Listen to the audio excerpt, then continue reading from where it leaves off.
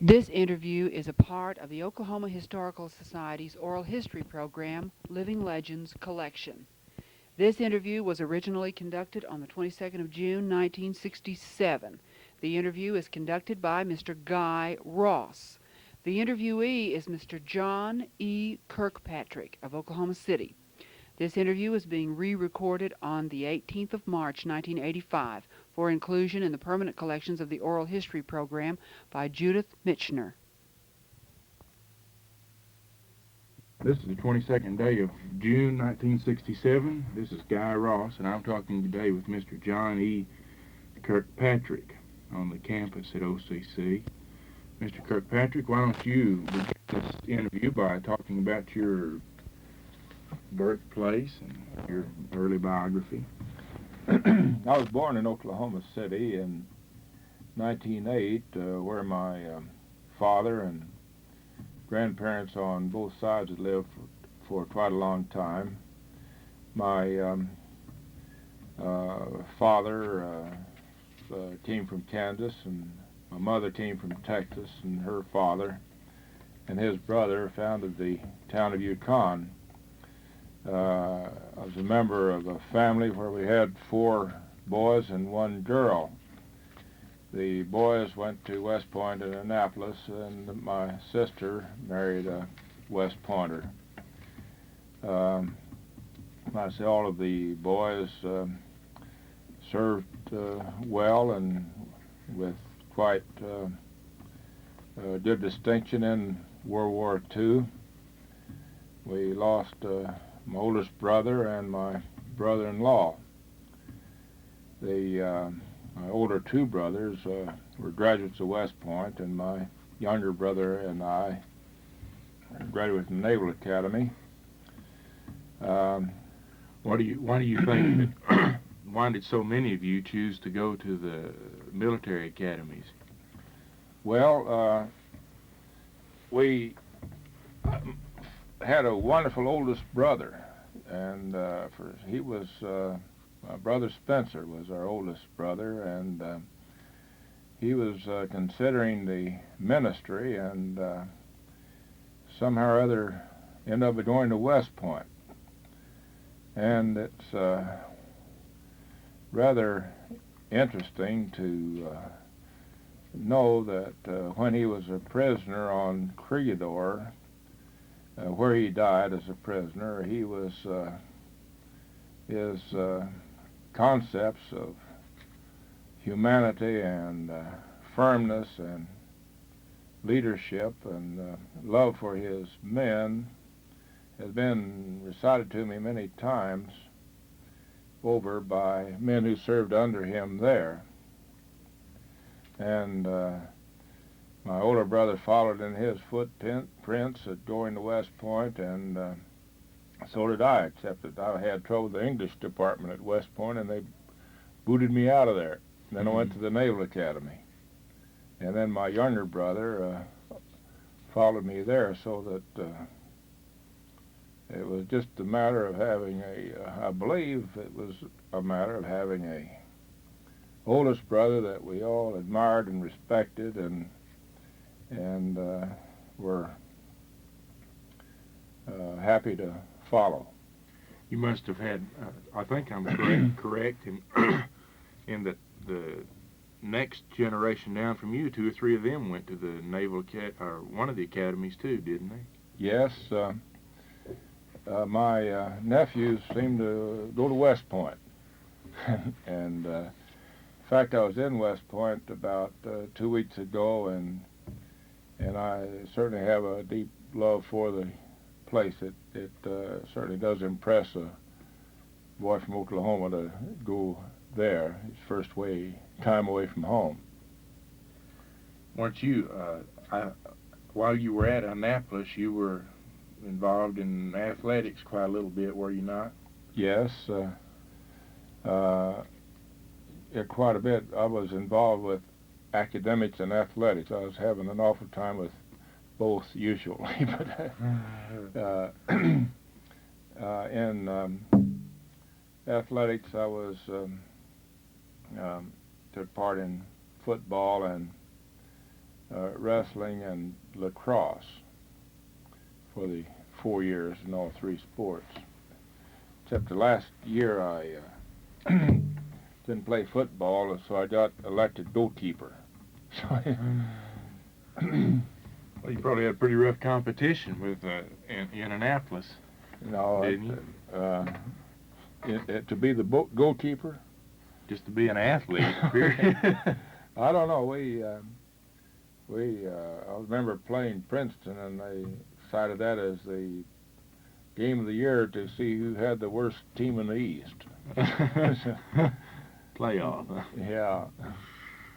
Well, you had a military career then, right after you got out of Annapolis. Yes, I went to sea for 4 years, and then I resigned from the Navy and went to the Harvard Graduate School of Business, and then started up a steel fabricating business in Tulsa, where I stayed until about the year before the start of World War II, and I'd stayed in the Naval Reserve. There was practically no Naval Reserve at that time, incidentally. So one day I got orders to report for active duty with or without my consent, and I was happy to get assigned to the USS North Carolina in the gunnery department, and I stayed in the North Carolina for over 3 years, and then went as commanding officer of the Fleet Machine Gun School and the Anti-Aircraft Training Center in the Hawaiian Islands, and from there to gunnery officer on the USS Alaska battle cruiser. Then I ended up the war on the USS Oklahoma City as its executive officer. And I came back home, and instead of going back in the steel business, I got started in the oil business and the in the oil field drilling. While you were in the service, you received the Bronze Star for. Yes, I received 2 Bronze Stars, as a matter of fact. One of them was for, an action off Guadalcanal, and the other was for developing a gun sight that was used rather extensively on submarines and landing craft.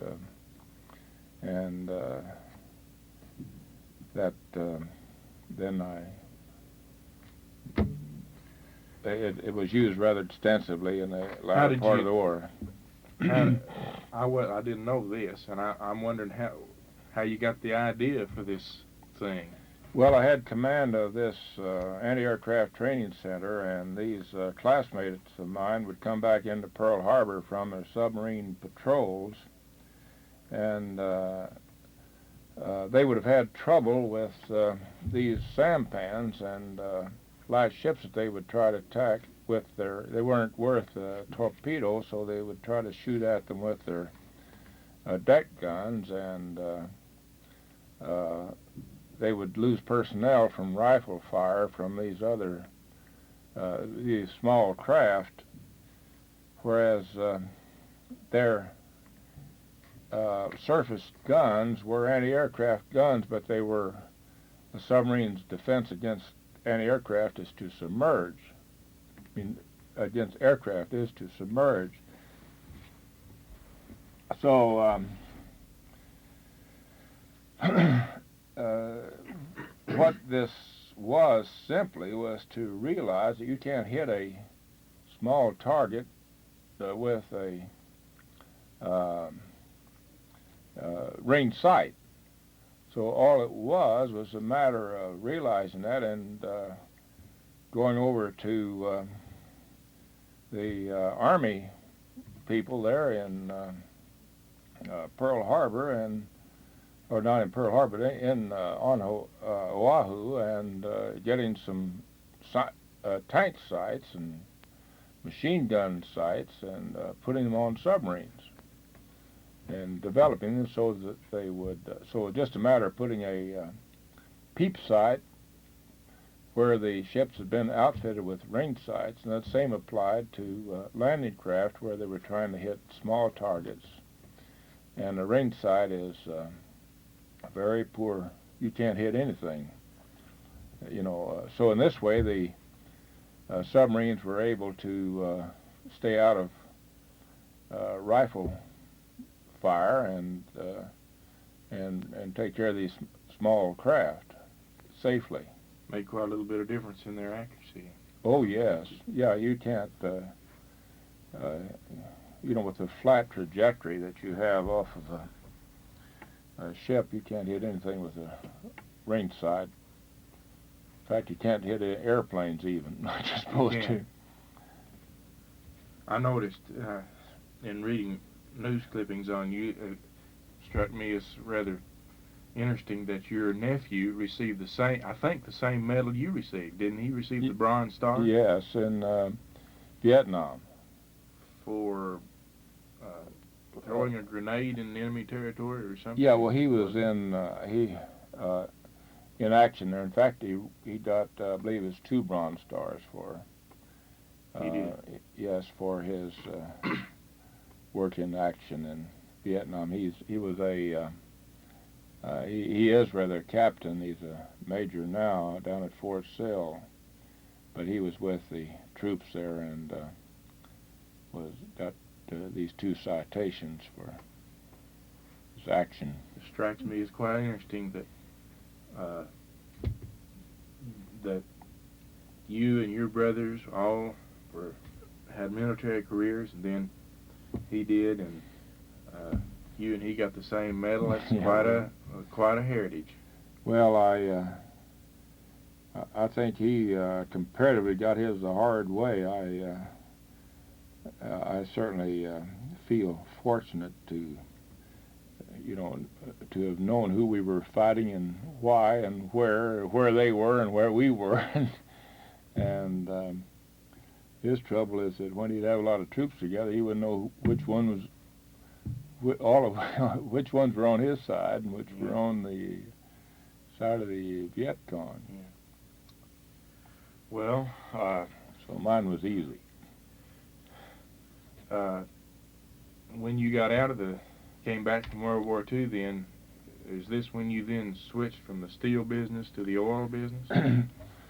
Well, I'd switched from the steel business when we were down at Guadalcanal. I sent home word to my father-in-law that I believe the first night we were down there, these ships we had come around from Portland, Maine, in company with, about 4 of them got sunk, as 3 or 4 cruisers and rather substantially sized ships. And so I wrote home to my father-in-law that this war wasn't safe and that the steel business wasn't much of a business for a widow to be in, and suggested he sell it. So he sold this steel business, about that time. Well, I was fixing to ask you here. I jotted it down. I was going to ask you why you switched from steel business to the oil business. So I guess that's the answer to the question. When I got home from the war, while I was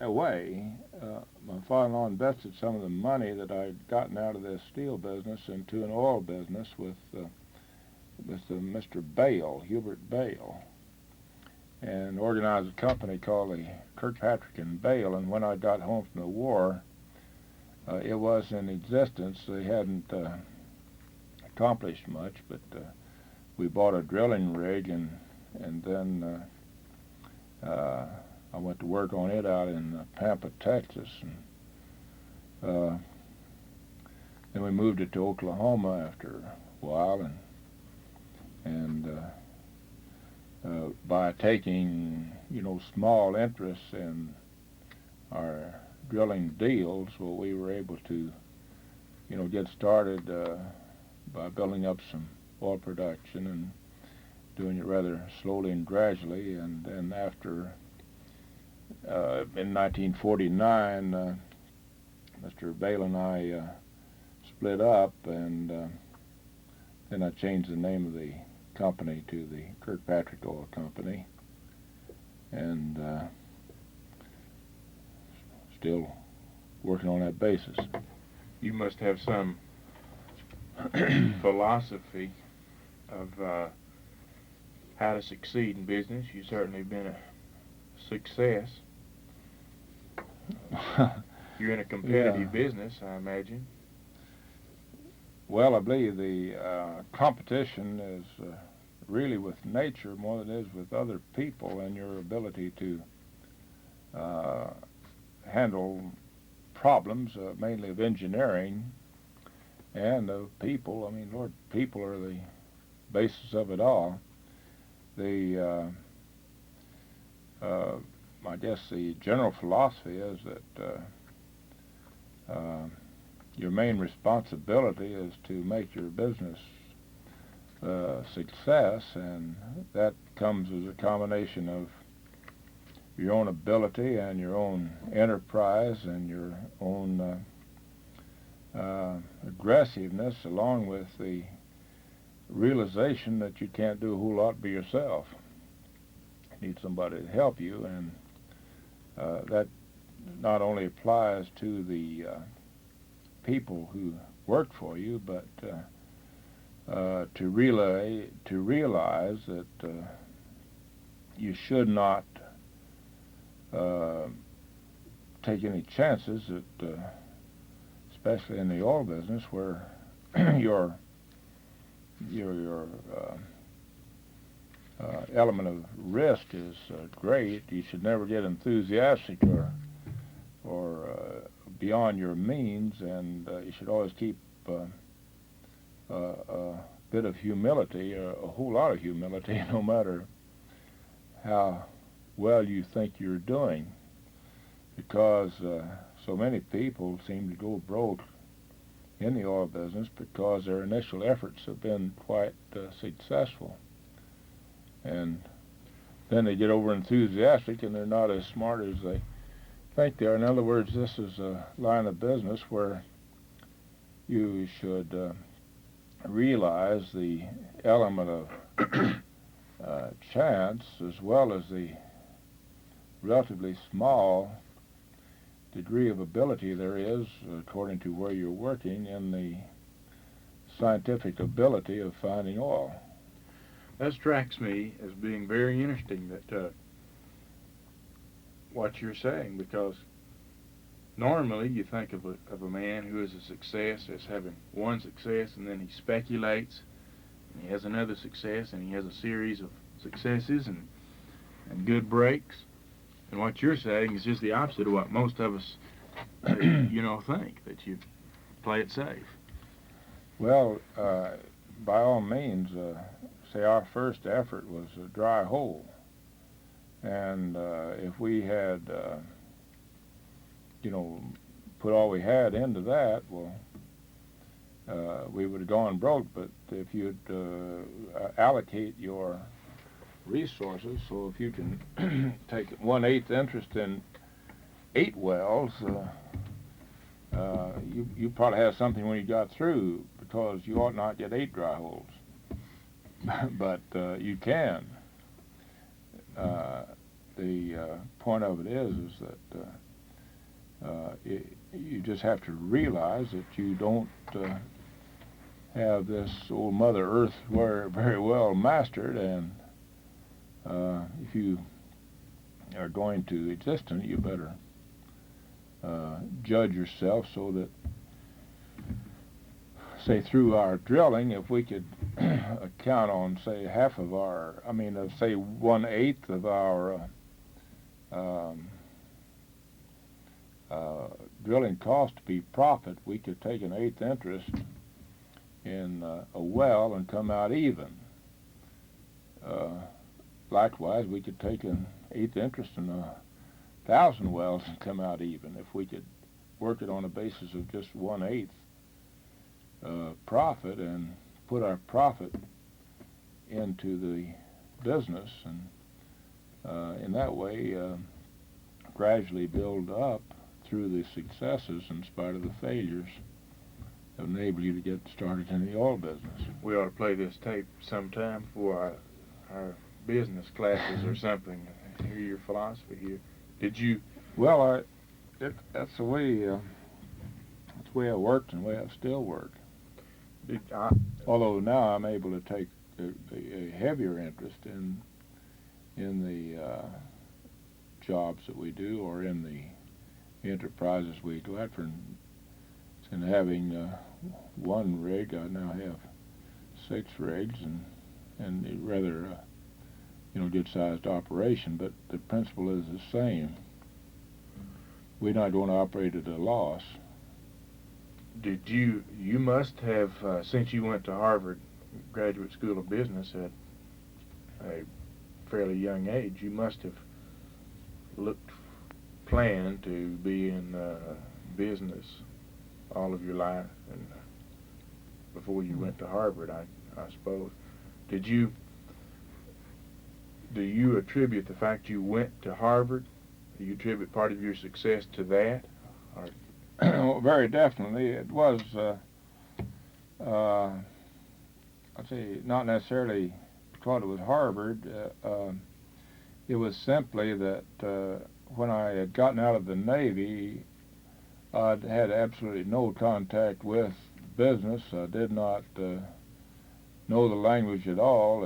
I had no concept of having never studied in any, or nor had any contact with economics or bookkeeping, or rather accounting, or industrial production. I'd just been aboard a ship in the gunnery department. And engineering, I was a pretty, I'd say I was a very well trained engineer, and I had specialized training in leadership and experience in leadership.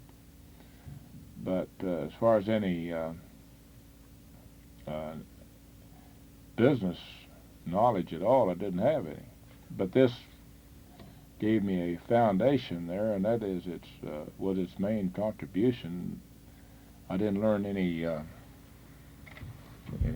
special abilities that would help me get a job, but I did get a rather broad background in business, and while I was there, I took my assigned courses and then monitored about the same number, not worrying too much about my grades as it was about learning something. Mm-hmm. As a matter of human interest, how would you compare the year in the Graduate School of Business with the years at Annapolis? Quite a contrast? There was absolutely no similarity that I can think of. Huh. I mean, you were at the Harvard Business School. It was just a job. There was no interest in, say, the athletics, or there's no interest in any. It was a graduate school, and you were there preparing you to make a living, and you weren't there. You were looking at each day that was there. It was costing you so much money, and you wanted your money's worth. There was no interest in campus life at all. Did it take you very long to put the theoretical into practical terms when you got out of Harvard? No, when I got out of, Harvard, I got a job in a machine shop down here on 29th Street, $80 a month and 7 days a week. And then I got acquainted with some people over in Tulsa and organized this steel company, and due to my training at Harvard, I was able to, do all of the, paperwork on getting incorporated and setting up the books and got the company running and with no outside help. Now this is what you've just said here is something that has a lot of human interest. I imagine not too many people outside of your immediate circle of friends know that John Kirkpatrick worked for $80 a month in a machine shop downtown one time. Did you do that purposely to have that experience or something? Yeah, well, I wanted to go to work, and I was able to get a job, and I learned more there than I ever thought I would, because I was able to work alongside common laborers, and they were, I'd say, very common laborers. And I could see I was a whole lot smarter than they were, and even in the jobs that they were doing. And I also could see what poor leadership they had. I went to work helping this man on a truck, and I went out and introduced myself to him, and he did offer to shake hands. He didn't shake hands. He pointed to the truck, and you offered to shake hands with him, and he wouldn't shake. No, and he pointed to the truck, and I said, "Fix that goddamn spring." The truck had a broken spring on it, and that was my word of greeting. Well, I didn't worry about it, except I fixed the spring all right. But the point of it is that if that was kind of leadership that was going on there, it was rather important to me to size up myself that this was my first job I ever had in my life, except as a job, as you might call it. And I could see where I was competitive, and that was the best way for me to find out. Now, what you're saying here relates, in my mind, to what you said as far as your success, and that is that it depends on people. Oh, partially. yes. You can't do much yourself. A person is very limited. If you are, that is industrially speaking, I don't mean, even a doctor, any profession, to get the best results and the greatest value from a fine doctor, his ability as a leader, and to get the support and help of a team is what does it. I was talking to a very successful man one time who said that he believed he could hire technical skill pretty cheap, but the thing most important to him was the ability to work with people. Would you agree with that analysis?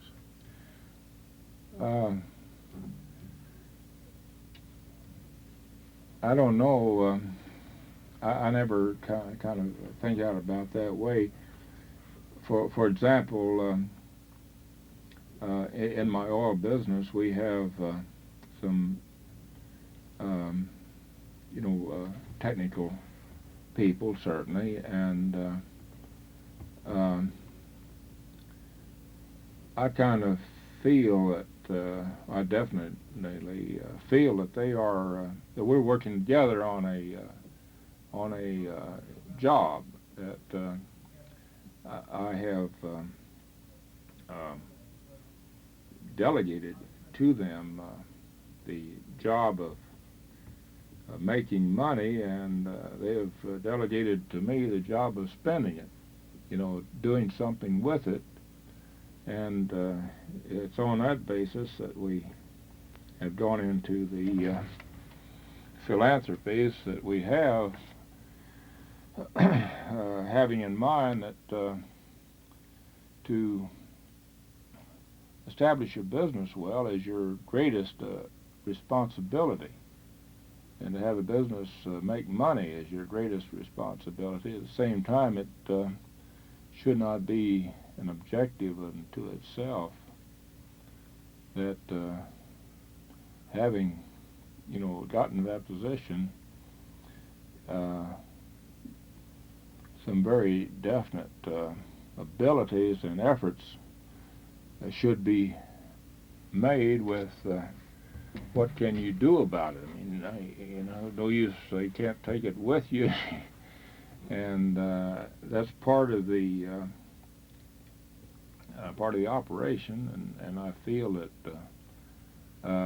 on our philanthropies, the people who have worked with me and making the money certainly have a hand in it, and should have a comparable, personal satisfaction in the overall. The first satisfaction being with a useful organization, and secondly, to do something with it if they are successfully run.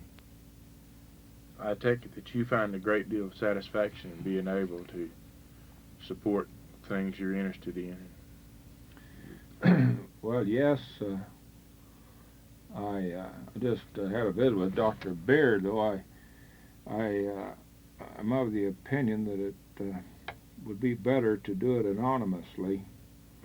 I told him how funny it was when we gave the Oklahoma Arts Center building some years ago.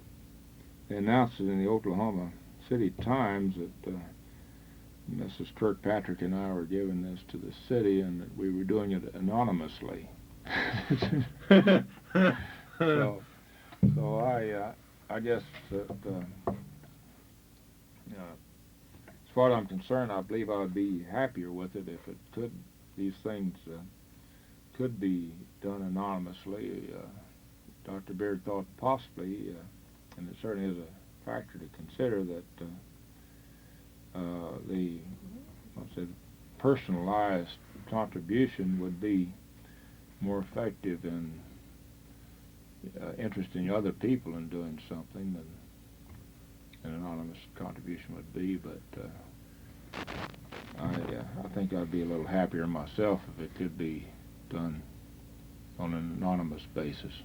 Most of us think that if we could be in a position to be able to give money away to things we were interested in, that there would never be any problems with that. But I take it from what I've read, especially, that there was some problem with the city council at one time over something that you all were supporting, that there must be some problem sometime in even giving money away. Well, it's an awfully big problem to give money away, and to do it with a degree of satisfaction. You take most charitable foundations of any size has some highly trained and specialized personnel who work in this field. That you most certainly could give it away, but problem is to give it away in the most effective manner. The example of the Ford Foundation, or any foundation, as a matter of fact, large and small, likes to do something worthwhile with their efforts, and it's not easy. Why have you chosen to give so much money to the arts? Have you been particularly interested in the arts all along, or what? We haven't given, well, the arts, I guess, arts is rather a broad term. The reason, I believe, of most of our contributions, the base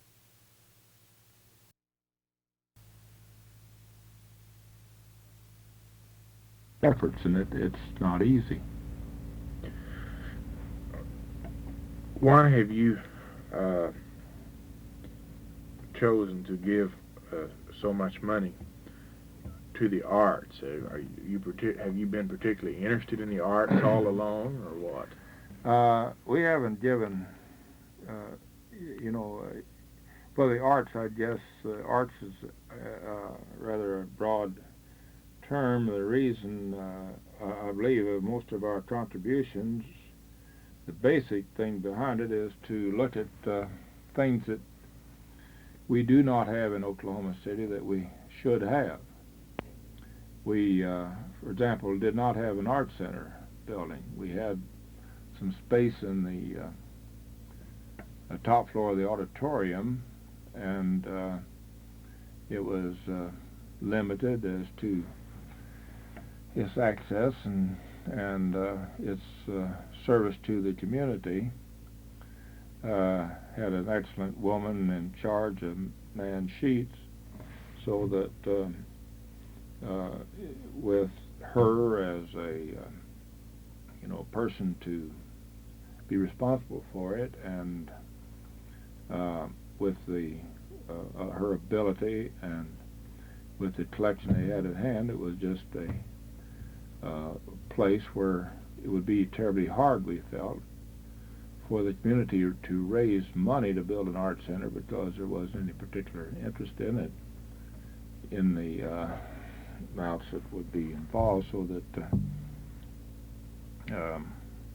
we got busy and designed the building, and it was then designed for about 5 times the space that they were using in the auditorium building, and it's pretty well filled up now. So maybe we'll be looking for a larger one soon. I hope they do. And then the Science and Arts Foundation is another thing in a point. And for example, there were no planetariums in Oklahoma, and in places where they did have them, they were of very definite value. And there were other things of that nature that were really lacking in our community, so that we could see that to get those things started. And we started them in the unused portion of the Art Center building until they became established to where a building of our own was in order. Made it quite clear that such a building would be of service to the community. There again, it'd be terribly hard to get the community to finance something like that, because it was too intangible in its nature. And now I think it's one of the grandest things in town, because it's just hopping out there all the time with school children, with the Garrett collection that we got from St. Gregory's College there, and the ballet and the art classes, and just the astronomy operation, and along with the planetarium, and it's a busy place out there. Certainly, it's one of the highlights in the life of Oklahoma City.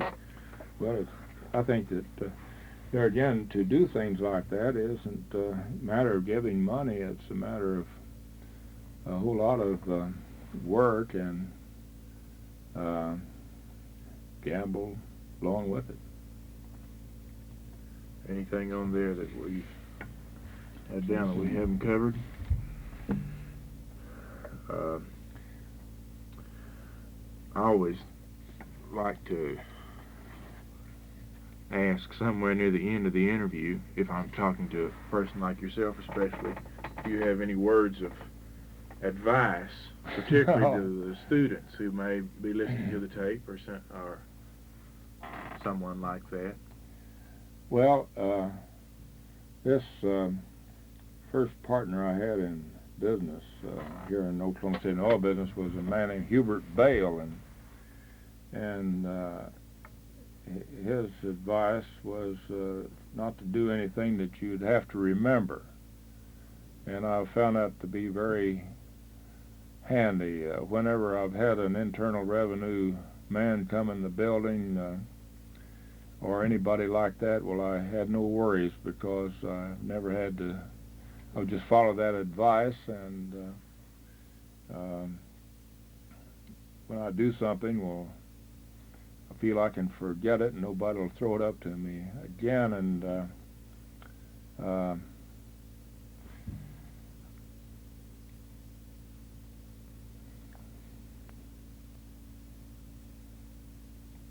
that's yes, that. And then I remember this old adage from West Point that I believe it went as this: "It's a shoot straight, ride hard, dance well, and live so you can look any man in the eye and tell him to go to hell." Well, we thank you Well, you're welcome. very much.